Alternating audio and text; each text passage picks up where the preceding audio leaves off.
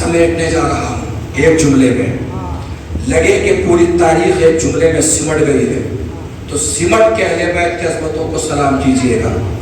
جناب خدیجہ کی ڈولی اٹھی، جناب خدیجہ رخصت ہو کے نبی کے آنگن میں۔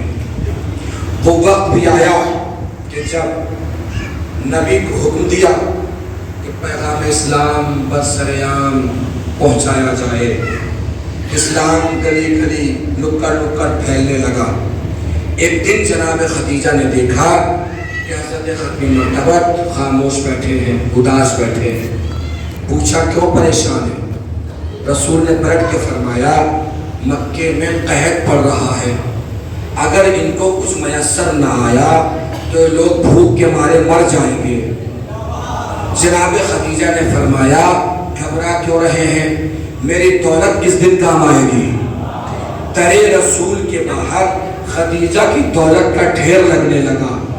ڈھیر کتنا بلند تھا، آپ میں سے ہر شخص نے بچپن سے سنا ہوا ہوتا ہے کہ ادھر کا آدمی ادھر نہیں دکھائی دے رہا تھا۔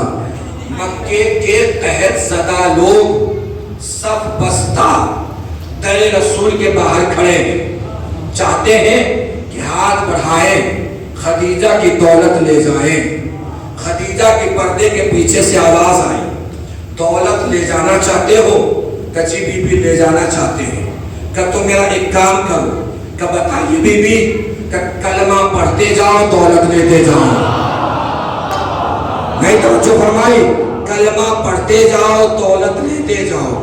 اس خاندان کے دو عظیم صاحبان، ایک صاحبان کو خدیجہ کہتے ہیں، ایک صاحبان کو ابو طالب کہتے ہیں۔ دونوں کے درمیان فرق بس یہ ہے کہ خدیجہ کلمہ پڑھواتی رہی، ابو طالب کلمہ بچاتے رہے۔ خدیجہ کلمہ پڑھواتی رہی، ابو طالب کلمہ بچاتے رہے۔ اسی خاندان میں امامت کو کیوں رکھا، کیسے رکھا، بتانے جا رہا ہوں۔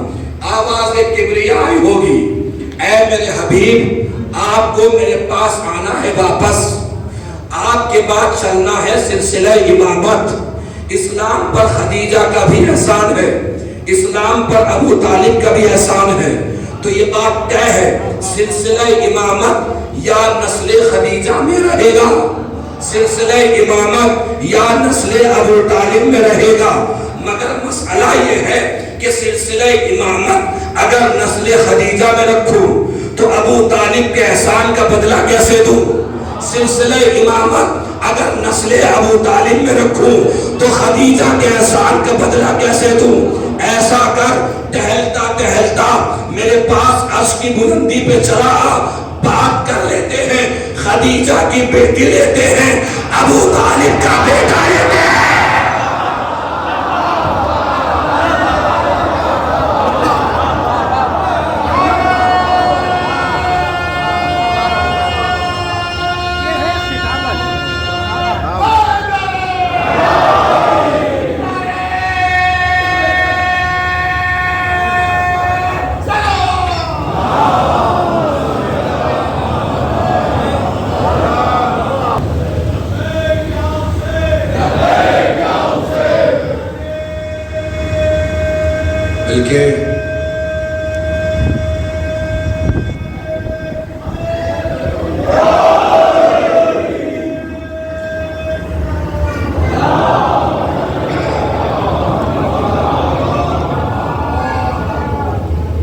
دونوں کو ملا دیتے ہیں، پھر اس سے جو نسل چلتی ہے اس میں سلسلہ امامت کو قائم و دائم کر دیتے ہیں۔ اتنا قائم کرتے ہیں، اتنا قائم کرتے ہیں، اتنا قائم کرتے ہیں کہ اس نسل کے آخری وارثی کو قائم بنا دیتے ہیں، پھر اس کی حکومت کو قیامت سے ملا دیتے ہیں۔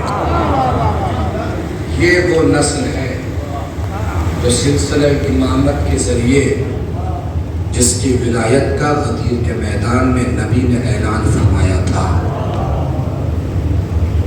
آپ خطبہ غدیر جب پڑھیے گا تو خطبہ غدیر سے بات ثابت ہوگی کہ غدیر کے میدان میں صرف علی کی ولایت کا اعلان نہیں ہوا تھا، بلکہ نبی نے خطبہ غدیر میں فرمایا انا صراط اللہ المستقیم الذی امرکم باتباعہ، میں وہ صراط مستقیم ہوں جس کی اتباع کرنے کا اللہ نے تمہیں حکم دیا ہے۔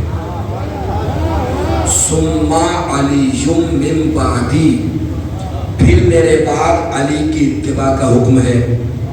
ثم ولدی من صلبہ، پھر علی کے بعد میری وہ اولاد مولا ہوگی کہ جو علی کے صلب سے پیدا ہوگی۔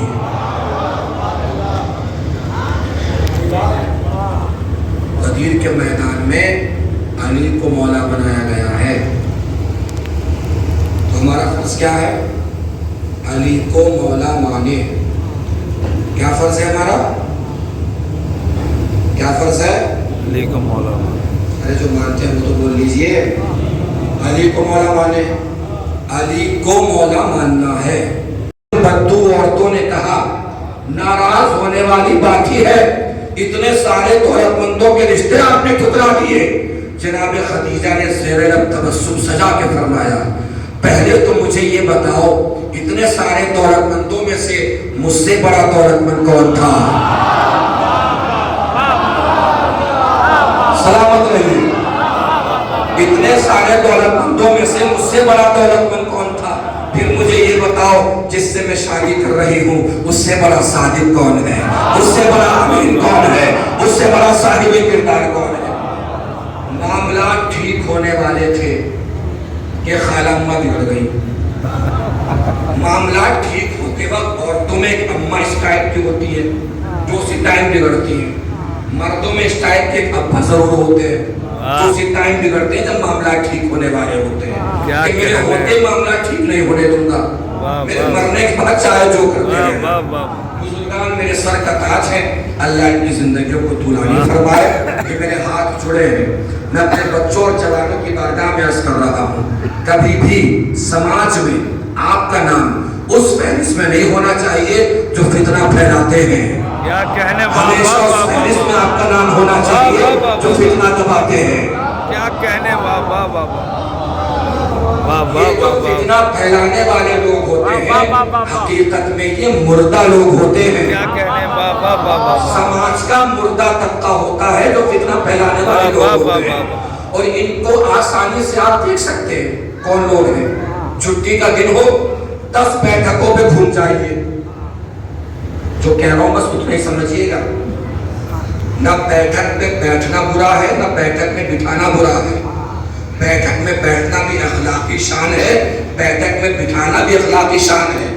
نہ بیٹھک میں بیٹھنے سے منع کیا جا رہا ہے، نہ بیٹھک میں بٹھانے سے منع کیا جا رہا ہے، لیکن اگر دیکھنا ہو سماج کا مردہ طبقہ کون سا ہے 10 بیٹھکوں میں گھوم جائیے، یہ ہر بیٹھک میں ملیں گے۔ کہیں گے کیا یہاں کی بات وہاں، اس بیٹھک کی بات اس بیٹھک میں، اس مولوی کی بات اس مولوی سے، ماموں کی بات بھانجے سے، بھتیجے کی بات چچا سے۔ سمجھ لیجئے کہ مردہ انسان ہے، اور ظاہر سی بات ہے جو 2 روپے کی چائے کے بدلے اپنا ایمان بیچ دے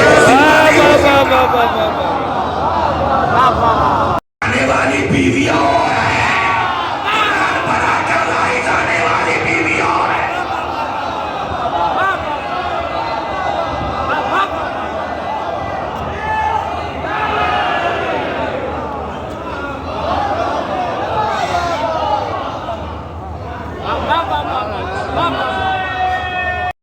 مجھے تانے اب تک دے رہی تھی، اللہ نے خدیجہ کے ذریعے مجھے نسل کوثر عطا فرمائی، اور جب ساری دنیا مجھ سے اپنا مال چھپا رہی تھی خدیجہ مجھ پہ اپنا مال لٹا رہے تھے۔